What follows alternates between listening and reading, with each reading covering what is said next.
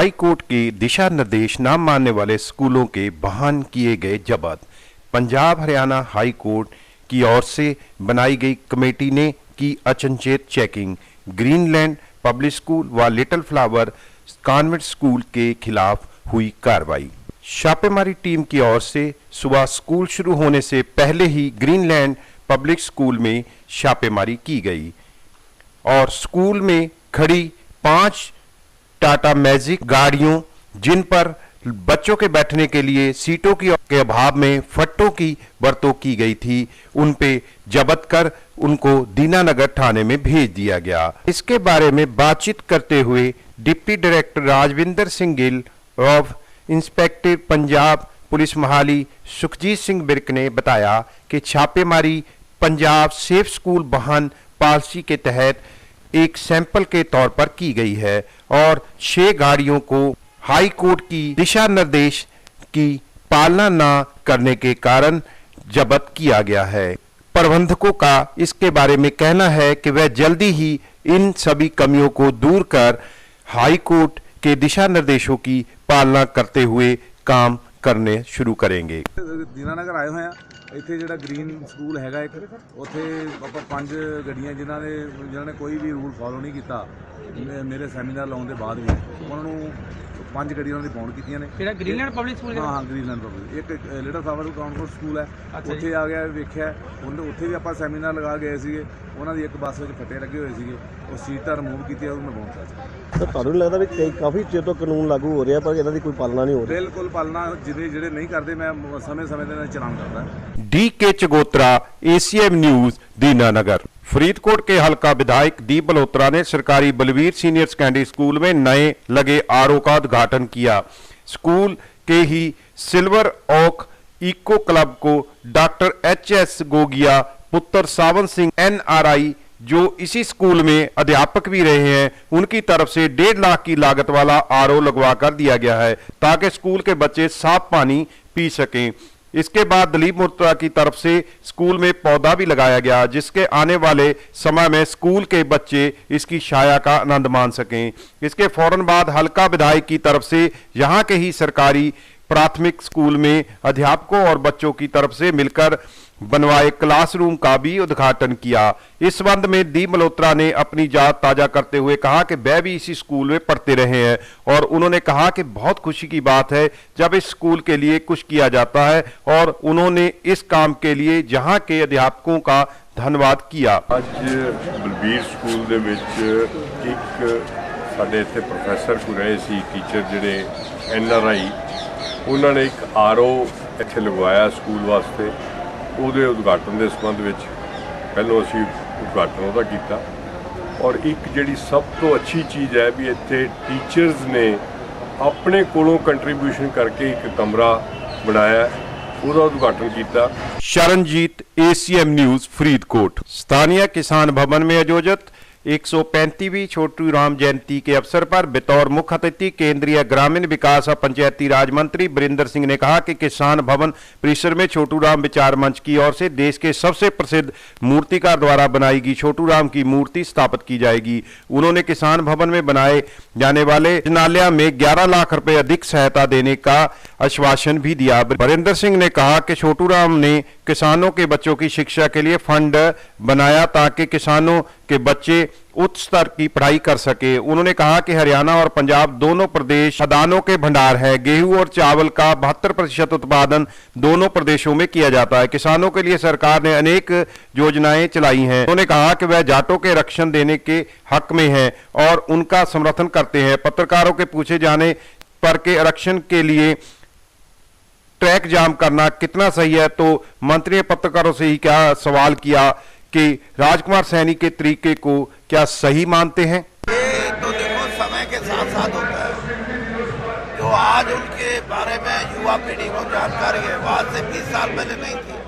अब तो कम से कम 40 तो उनके ऊपर किताबें लिखी जा चुकी हैं, हिंदी में भी अंग्रेजी में भी। देखिए कोई ना कोई तो प्रेरणा स्रोत होता ही है और किसान की जो राजनीति करेगा वो बिना छोटू राम के नाम के तो नहीं कर सकता। Sumit Bhardwaj, ACM news, Panipat. फरीदकोट की पुलिस की तरफ से दिखाई गई दबंगई कारण खाकी फिर हुई शर्मसार।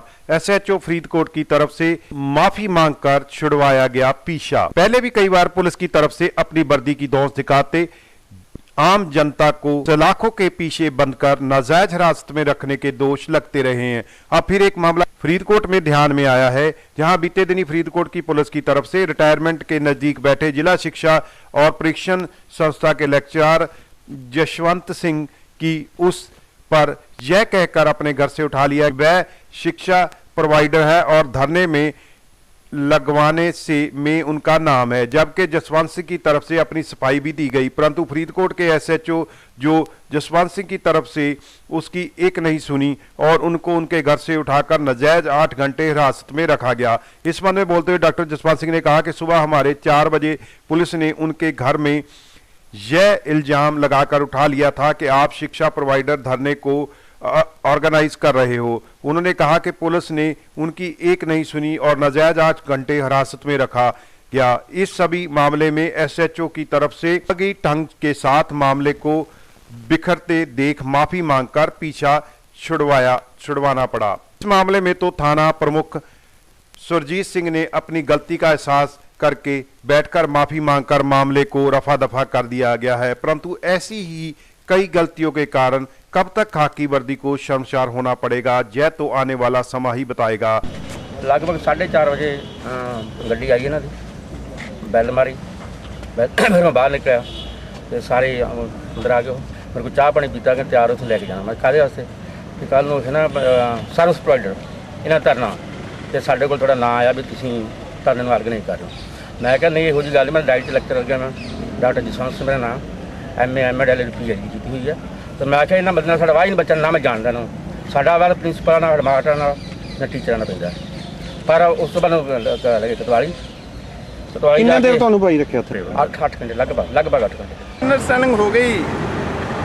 ਨਾਂ ਦਾ ਮੁਤਲਕਾ ਲੱਗ ਗਿਆ ਸਾਨੂੰ, ਡਰੈਸ ਦਾ ਨਾਂ ਤੇ ਸੇਮ ਸੀ, ਜ਼ਰੂਰ ਸੀ ਬੁਲਾਇਆ ਸੀ ਰਾਜੀ ਹੋਰਾਂ ਨੂੰ, ਪਰ ਉਹ ਚੀਜ਼ ਨੂੰ ਅਸੀਂ ਬੈਠ ਕੇ ਆਪਣਾ ਗਿਲੇ ਸ਼ਿਕਵੇ ਇੱਕ ਦੂਜੇ ਨੂੰ ਦੂਰ ਕਰ ਲਿਆ।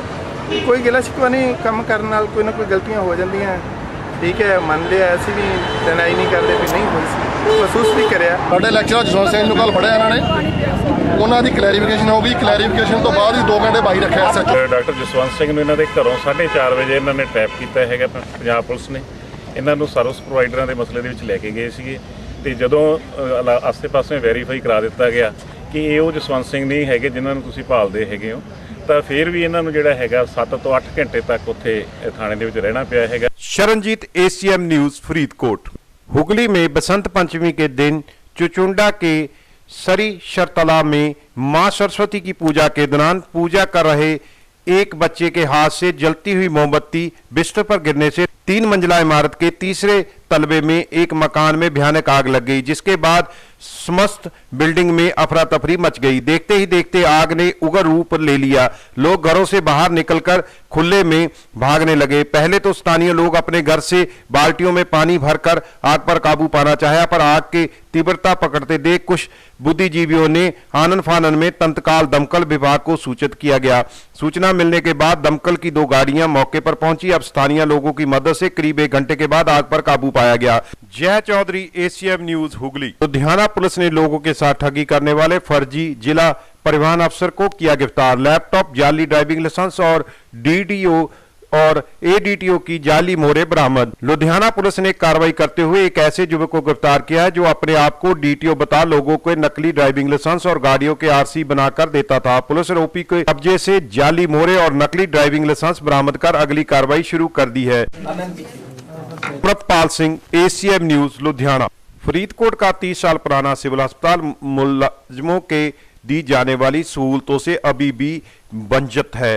एक्सरे करने समय इस्तेमाल किए जाने वाले सामान के पूरा न होने के कारण किया जा रहा है लोगों की जिंदगियों के साथ खिलवाड़। आज हमारी टीम ने जब एक्सरे विभाग में जाकर देखा तो वहां प्रयोग करने वाला सामान नादारद पाया गया, जबकि विंडो और ग्राफर की तरफ से किसी मरीज के एक्सरे किया जाता है तो उस समय इस सामान का प्रयोग में लाना बहुत जरूरी बन जाता है, क्योंकि एक्सरे मशीन से जो लेजर किरणें निकलती हैं वह सीधे तौर पर शरीर के लिए घातक सिद्ध होती हैं। जी ये जेड़ा एक्सरे डिपार्टमेंट है ये 30 साल पुराना बनया हुआ है। AERB ਦੀਆਂ ਗਾਈਡਲਾਈਨਸ ਦੇ ਅਕੋਰਡਿੰਗ ਜਿਹੜੀਆਂ ਸਾਰੀਆਂ ਦੀਵਾਰਾਂ 9 ਇੰਚ ਤੋਂ ਜ਼ਿਆਦਾ ਮੋਟੀਆਂ ਨੇ। ਕੁਝ ਕਮੀਆਂ ਹੈ ਇਹਦੇ ਵਿੱਚ। ਸਾਡੇ ਕੋਲ ਇੱਕ ਲੈਡ ਕੋਟ ਜਿਹੜਾ ਹੈ ਵਰਕਿੰਗ ਕੰਡੀਸ਼ਨ 'ਚ ਹੈ ਤੇ ਇੱਕ ਨਾਨ ਵਰਕਿੰਗ ਹੈ। ਇਹਦੇ ਲਈ 2 ਸਾਡੇ ਕੋਲ ਲੈਡ ਗਾਊਨਸ ਦੀ ਰਿਕੁਆਇਰਮੈਂਟ ਪੈਂਡਿੰਗ ਹੈ ਤੇ ਥਾਇਰੋਇਡ ਦੀ। ਹਸਪਤਾਲ ਫਰੀਦਕੋਟ ਦੇ ਵਿੱਚ ਜਿਹੜਾ ਇਹ ਐਕਸ-ਰੇ ਵਿਭਾਗ ਹੈ ਇਹ ਪਿਛਲੇ 30 ਸਾਲਾਂ ਤੋਂ ਇਸੇ ਬਿਲਡਿੰਗ ਦੇ ਵਿੱਚ ਹੀ ਚੱਲ ਰਿਹਾ ਹੈ। ਸਰਕਾਰ ਦੀਆਂ ਹਦਾਇਤਾਂ ਅਨੁਸਾਰ ਇਹਨਾਂ ਨੂੰ ਅਸੀਂ AERB ਸਟੈਂਡਰਡਸ ਦੇ ਅਕੋਰਡਿੰਗਲੀ ਮੇਨਟੇਨ ਕਰਨਾ ਹੁੰਦਾ ਤੇ ਇਹਦੇ ਵਾਸਤੇ ਜਿਹੜੇ ਕਈ ਕਦਮ ਅਸੀਂ ਪਹਿਲਾਂ ਹੀ ਲੈ ਚੁੱਕੇ ਹਾਂ। ਇਹਨਾਂ ਦੀ ਰਜਿਸਟ੍ਰੇਸ਼ਨ ਤੇ TRD ਬੈਚਸ ਵਾਸਤੇ ਅਪਲਾਈ ਕੀਤਾ ਜਾ ਚੁੱਕਾ ਹੈ। ਲੈਡ ਕਾਊਂਟਸ ਦੀ ਰਿਕੁਆਇਰਮੈਂਟ ਪੂਰੀ ਕੀਤੀ ਜਾ ਰਹੀ ਹੈ। Sharanjit, ACM news, Faridkot.